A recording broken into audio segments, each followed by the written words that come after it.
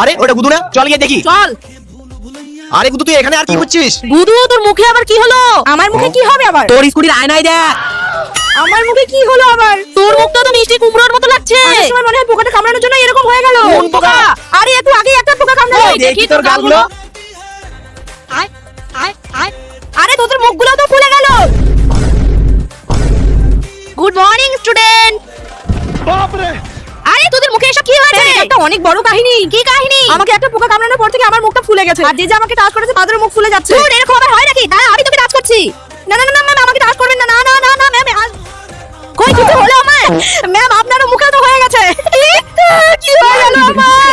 ব্যক্তি নাকি পবিত্র পাথরটা দেখে ভিডিওটাকে একটি লাইক করে চ্যানেলকে সাবস্ক্রাইব করবে এবং ভিডিওটা তার বন্ধুদের কাছে শেয়ার করবে। আপনি তাকে মৃত্যুবরণ করার আগে একবার হলো হজ করার তৌফিক দান করুন। সবাই কমেন্টে বলো আমি।